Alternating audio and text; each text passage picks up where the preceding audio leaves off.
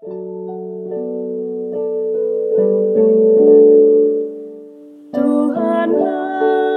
kekuatanku, Tuhanlah nyanyianku, Dialah keselamatanku. Jikalau Dia di pihakku, terhadap siapakah ku gentar? Tuhanlah kekuatanku, Tuhanlah nyanyianku, Dialah keselamatanku. Jikalau Dia di pihakku, terhadap siapakah ku gentar? Tuhanlah kekuatanku, Tuhanlah nyanyianku, Dialah keselamatanku.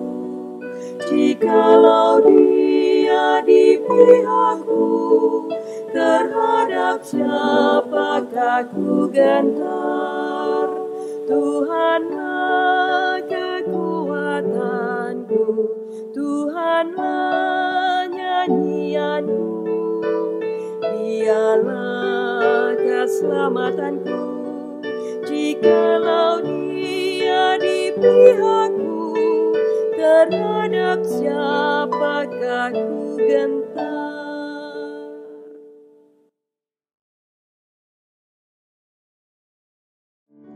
Mazmur 95 ayat 1-3. Marilah kita bersorak-sorai untuk Tuhan, bersorak-sorak bagi gunung batu keselamatan kita. Biarlah kita menghadap wajah-Nya dengan nyanyian syukur, bersorak-sorak baginya dengan nyanyian mazmur. Sebab Tuhan adalah Allah yang besar, dan Raja yang besar mengatasi segala Allah. Selamat pagi saudara-saudara, senang kembali kita bisa bertemu dan bersekutu dalam persekutuan doa pagi. Mari sebelumnya kita bersatu dalam doa. Terima kasih ya Tuhan untuk istirahat semalam, untuk pagi yang baru, untuk hari dan kehidupan yang masih terus Tuhan berikan pada kami. Biarlah kiranya kami boleh mengisi hari ini dengan hal-hal yang baik yang berkenan di hadapan Tuhan. Dan untuk itu biarlah kiranya kami memperlengkapi diri kami dengan pengenalan akan firman-Mu. Dalam nama Tuhan kami Yesus Kristus kami berdoa. Amin. Saudara-saudara, hari ini kita akan membaca Alkitab dari kitab Wahyu, pasal 7, ayat 13-17. Demikian.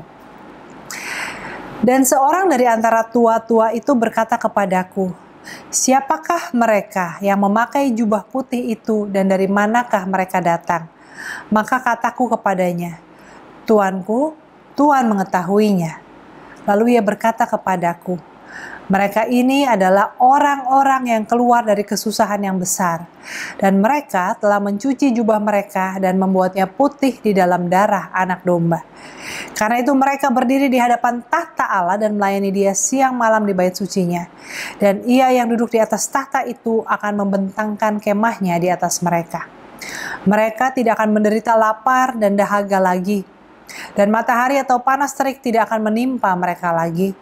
Sebab anak domba yang di tengah-tengah tahta itu akan menggembalakan mereka dan akan menuntun mereka ke mata air kehidupan, dan Allah akan menghapus segala air mata dari mata mereka." Demikianlah saudara-saudara pembacaan firman Tuhan. Ada istilah no pain, no gain. Ya, kalau nggak susah ya nggak akan ada hasilnya. Jadi kalau mau mendapat hasil ya kita harus mau bersusah payah. Nah, tapi nggak semua orang mau punya gain yang sama. Ya, semua orang harus dalam hidupnya akan ada dalam posisi no pain, no gain. Tapi nggak semua orang punya tujuan gain yang sama. Misalnya contoh jadi atlet. Kan keren ya kalau atlet itu ya, badannya atletis, kuat, lentur, bisa jalan cepat, bisa lari, bisa naik gunung. Pokoknya keren lah gitu. Tapi nggak semua orang mau jadi atlet, sehingga nggak semua orang bersedia harus bangun subuh, olahraga latihan tiap hari sampai malam, Nggak semua orang juga bersedia untuk diet ketat sehingga otot-ototnya terbentuk. Karena memang nggak pengen kok, ya cukup mengagumi aja dari jauh. Atau sama halnya juga misalnya jadi orang kaya, jadi konglomerat. Walaupun tentu nggak ada yang nolak kalau dikasih kekayaan banyak tanpa kerja keras, tapi nggak semua orang punya cita-cita mau jadi orang yang kaya raya. Ada orang yang merasa, saya segini juga udah cukup kok.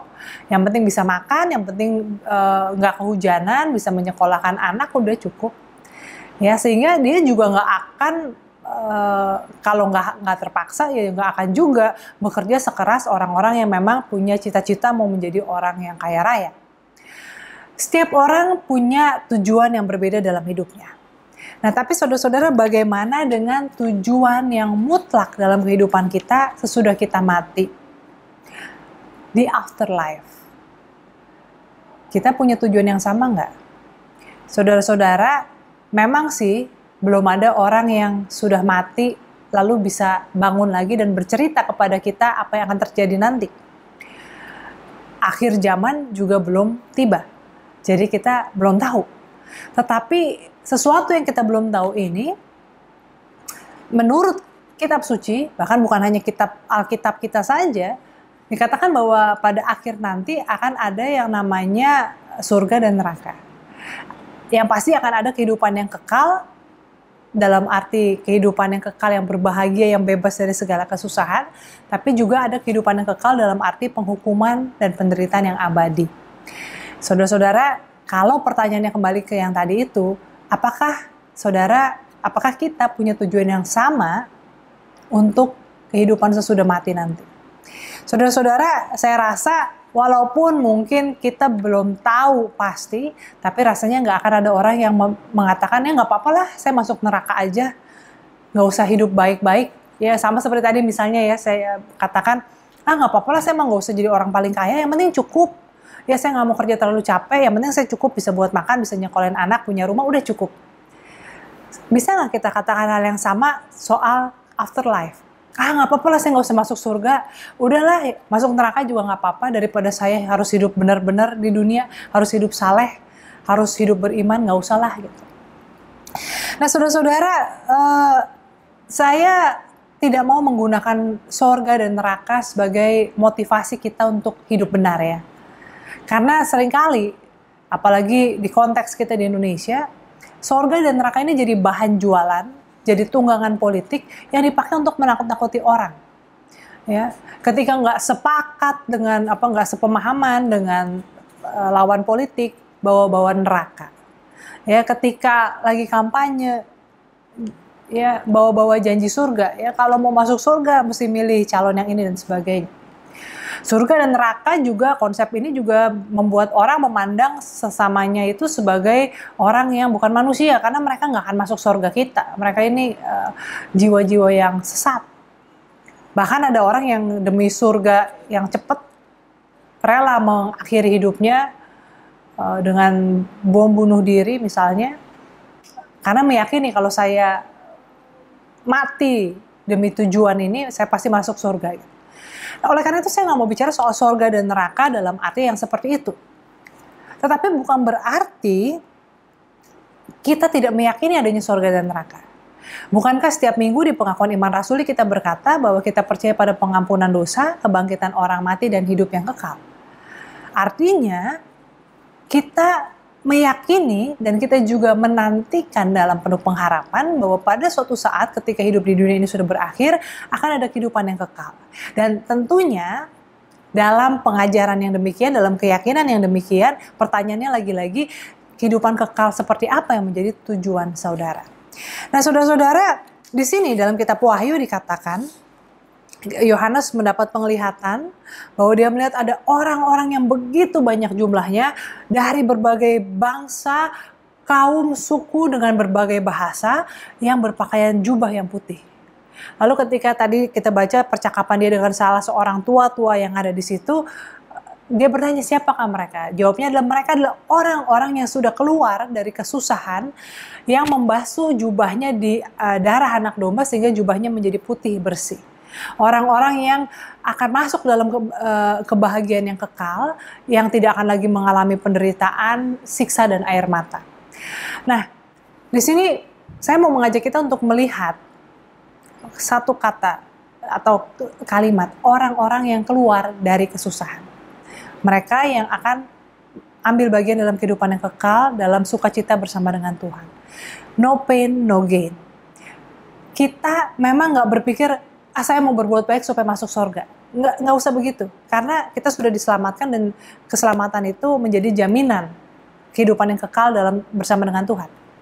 Tetapi iman kita, keselamatan itu harus dikerjakan dengan sungguh-sungguh, dalam arti no pain, no gain. Kita nggak bisa beriman, maunya yang gampang-gampang aja, tapi mau jaminan yang pasti. No pain, no gain. Maka ketika kita bicara soal kehidupan akhir, yang pilihannya kurang lebih cuma 2, yang nggak ada, nothing in between, maka saudara-saudara, kita sebagai orang-orang yang percaya, sebagai orang-orang yang beriman, kita harus sungguh-sungguh menghidupi kepercayaan itu. Nah, seperti apa? Di sini 3 hal ya, yang saya mau ajak kita untuk lakukan, kembangkan. Yang pertama tentunya wujud percaya itu sendiri. Percaya itu bukan sekedar tahu dalam pikiran, bukan sekedar dari omongan, tetapi dari seluruh sikap hidup kita, relasi kita dengan Tuhan. Seberapa sering saudara-saudara berdoa? Seberapa sering saudara-saudara bercakap-cakap dengan Tuhan? Seberapa sering saudara-saudara merenungkan apa yang menjadi kehendak Tuhan? Apa yang menjadi makna hidup ini? Apa yang menjadi panggilan saudara? Seberapa sering saudara menggumuli itu? Ya memang sih nggak mungkin setiap saat kita terus-terus begitu, ya capek. Tapi artinya yang saya mau tanyakan, yang saya mau ajak untuk kita lakukan adalah bagaimana kita dalam setiap langkah kehidupan kita, dalam sekecil apapun kita melihat pekerjaan Tuhan. Ya, bahkan hal-hal yang misalnya seperti misalnya ketika kita ketinggalan pesawat, lalu kita berpikir, kenapa ya saya ketinggalan pesawat? Rasanya saya udah berangkat pagi, dan sebagainya gitu ya. Ternyata mungkin ada maksud tertentu di situ. Jadi ketika kita percaya, ketika kita berjalan bersama dengan Tuhan, juga kita belajar untuk tidak bersungut-sungut ketika ada hal yang tidak diinginkan terjadi, karena kita melihat, Tuhan, kenapa ini dibiarkan terjadi? Apa maksudnya? Apa yang harus saya kerjakan ketika perjalanan saya tertunda? Ketika rencana saya dibatalkan? Apa? Ya, ini ketika percaya itu berelasi, dan tentunya bukan cuma soal aku ya, bukan cuma soal hidupku, rencanaku, berkat Tuhan untukku. Tapi Tuhan mau pakai hidup saya untuk apa? Untuk berjumpa dengan siapa. Yang kedua, Bapak Ibu tadi yang percaya dalam arti relasi yang hidup, bukan cuma sekedar tahu. Yang kedua adalah tadi melalui kesusahan. Melalui kesusahan untuk Tuhan. Hidup tuh pasti ada susahnya. Kalau susahnya karena kodrat kita sebagai manusia, misalnya menjadi tua, badan menjadi lemak, ada penyakit, itu bukan susah untuk Tuhan. Bukan susah karena kita percaya. Itu namanya ya memang ya itulah hidup gitu ya. Kalau kita kerja mesti bangun pagi, kalau kerja di Jakarta mesti melalui kemacetan, itu juga bukan kita lagi bersusah payah untuk Tuhan. Itu ya memang nasib jadi penghuni penduduk kota Jakarta. Tetapi kita mau membayar harga, memikul salib dan mengikut Tuhan. Bukan cuma sekedar melakukan apa yang kita mau, apa yang kita mampu, tetapi belajar supaya kita menjadi murid Kristus yang lebih baik. Ya, belajar menyangkal diri. Belajar untuk mendoakan orang yang menyakiti kita. Belajar untuk mengampuni. Belajar untuk memberi dalam kemurahan hati. Belajar untuk tidak khawatir. Sesuatu yang tidak mudah. Kesusahan-kesusahan yang kita alami itu nggak sama, jauh dibandingkan kesusahan yang dialami oleh jemaat mula-mula. Ya, dalam perjanjian baru, dalam kisah para rasul dan sebagainya, jemaat mula-mula itu mengalami siksaan, dimasukin penjara. Kita tahu juga orang Kristen mula-mula mereka diadu dengan singa, ya, mereka harus melarikan diri, mereka disalibkan dan sebagainya. Kita nggak sampai sebegitu. Tetapi bagaimana kita punya integritas kita menjaga iman kita di tengah tantangan kita mau paying the price, no pain, no gain. Dan yang terakhir, Bapak Ibu Saudara-saudara, bagaimana no pain, no gain, bagaimana kita mewujudkan iman kita adalah juga dengan peduli terhadap mereka yang lemah dan tersingkir. Ya, Kan kalau bicara soal penghakiman kerajaan sorga, penghakiman yang terakhir kan ditanya kan, ketika aku lapar, ketika aku haus, engkau memberi aku makan, memberi aku minum. Hal yang kau lakukan pada mereka yang paling hina ini, engkau lakukan untukku. Jadi kita belajar, bukan untuk pencitraan, nolong orang terus difoto, masuk Facebook, masuk Instagram, udah selesai ya kan. Itu kan kata Yesus kan, apa yang tangan kananmu beri, kalau dunia tahu, udah engkau udah mendapat upahnya. Tetapi ketika kita peduli, bukan karena pencitraan, bukan karena itu menyenangkan, di situ kita paying the price sebagai orang-orang yang mau mengikut Tuhan. Bapak Ibu Saudara-saudara, jadilah garam dan terang dunia. Menjadi garam dunia artinya kita menjadi larut. Hilang, bukan berarti melebur dengan dunia lah, tetapi ya kalau kita mau memberi pengaruh, memberi rasa, ya kita harus mau berkorban. Menjadi terang, bukan jangan berpikir cuma terang yang ditaruh di atas, tetapi juga menjadi terang kalau kita bicara soal lilin, maka dia juga harus siap terbakar. No pain, no gain. Marilah kita mengarahkan pandangan kita pada Tuhan, pada janji dan jaminan keselamatan yang telah Tuhan berikan. Dan untuk itu, biar itu menjadi kekuatan kita untuk melakukan tugas panggilan kita sebagai anak-anak Tuhan selama kita masih hidup. Amin. Mari kita bersatu dalam doa. Tuhan, kami mengucap syukur kepadamu untuk kesusahan-kesusahan yang boleh kami lalui. Kami mengucap syukur kepadamu untuk kekuatan yang Engkau berikan kepada kami. Dan mampukan kami untuk juga tetap bersyukur untuk segala tantangan yang masih harus kami hadapi. Karena kami tahu Tuhan tidak meninggalkan kami. Dan Tuhan akan memampukan kami jika kami mau setia, sehingga kami dapat melalui segala sesuatunya. Pada saat ini Tuhan, kami juga mau berdoa bagi mereka yang dalam pergumulan yang berat, mereka yang bergumul dengan sakit penyakit, mereka yang bergumul dengan kesedihan, dengan duka cita, atau mereka yang bergumul juga dengan kekecewaan, kemarahan, kepahitan. Tuhan, biarlah kiranya mereka ini dan juga kami, jika kami termasuk di dalamnya, dapat melalui semuanya dan dapat bertumbuh dalam iman, dalam kasih, dalam pengharapan, dan dalam kebaikan.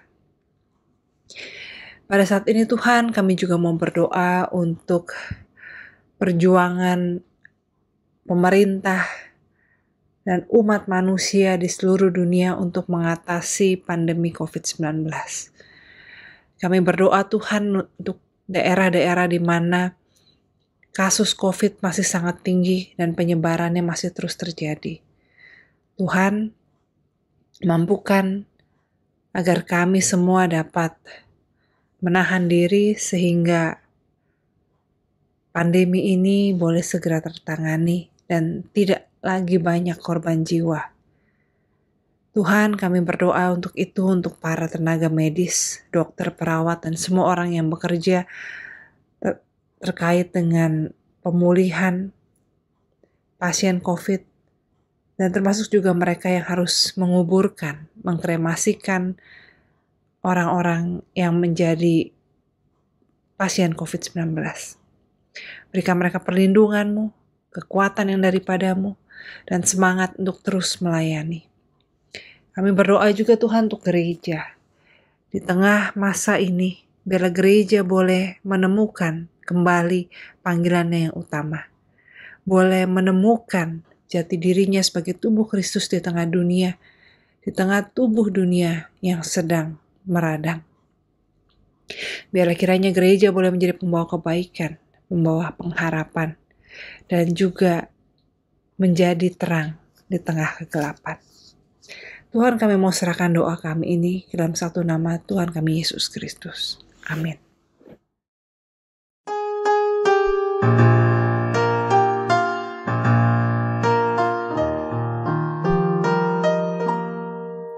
Kasih Tuhan mengiringimu, dan saya